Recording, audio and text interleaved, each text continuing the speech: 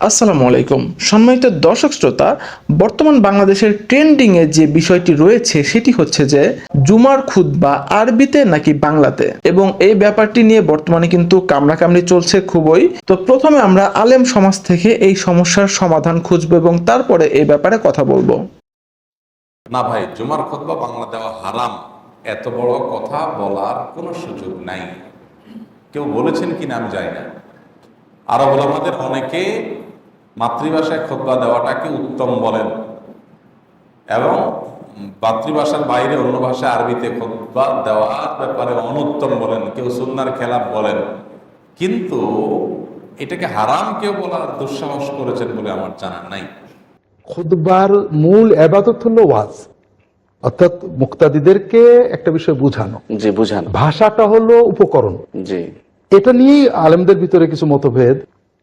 আমাদের ভারতীয় উপমহাদেশের হানাফি ওলামায়ে কেরাম আরবিটাকে জরুরি বলেছেন, আরবি ছাড়া অন্য ভাষা ব্যবহারকে মাকরু বলেছেন।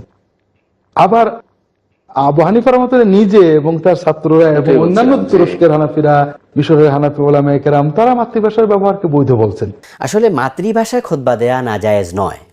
যে খুতবার উদ্দেশ্য হচ্ছে মানুষকে দিনের বুঝ দেয়া, এই জন্য সে যে ভাষায় বুঝবে ও ভাষায় দিলেই বেশি ভালো। হানাফি মাযহাবের আরেকটি বিখ্যাত গ্রন্থ উমদাতুর রিআয়াহ শারহ বিকায়ার গ্রন্থের হামেশে উমদাতুর রিআয়া গ্রন্থে মন্তব্য আছে যে ওয়ালা ইশতারাতু কাউনুহা বিল আরাবিয়্যাহ ফালাউ খাতাবা বিল ফারসিয়্যাহ আও বিগাইরিহা জাজ। তথা হানাফি মাযহাবে আরবিতে জুমার খুতবা দেওয়া শর্ত নয়, বরং কেউ যদি ফার্সিতেও জুমার খুতবা দেয় বা অন্য ভাষাতে দেয় জুমার খুতবা হয়ে যাবে। একই কথা হানাফি মাযহাবের আরেকটি গ্রন্থ মারাকিল ফালাহ, যেটা নুরুল ইজাহির ব্যাখ্যা গ্রন্থ, সেখানেও বলা আছে যে রাবে আল খুতবা ওয়ালাউ বিল ফারসিয়্যা, খুতবা হয়ে যাবে যদিও ফার্সিতে দেওয়া হয়। মান কাদারা আলাল আরাবিয়্যাহ, আরবি জানলেও যদি ফার্সিতে খুতবা দেওয়া হয় তো খুতবা হয়ে যাবে।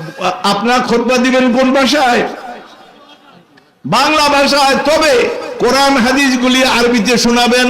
আর প্রথম হামদ সানা, যেমন আমরা ওয়াজ করার আগে হামদ সানা প্রশংসা করি, নবী সাল্লাল্লাহু আলাইহি ওয়াসাল্লাম দরুদ পাঠ করি, এগুলি আরবিতে, কোরআন হাদিসগুলি আরবিতে, বাকি বাংলায় বুঝিয়ে দিবেন। ইমাম আবু হানিফা রাহমাতুল্লাহ আলাইহি স্পষ্ট করে বলেছেন যে খুতবা আরবি হওয়া শর্ত নয়, যে কোনো ভাষায় খুতবা দিতে পারবে। সম্মানিত দর্শক শ্রোতা, আমার মনে হয় যে এই ব্যাপারটি আপনারা ক্লিয়ার হতে পেরেছেন।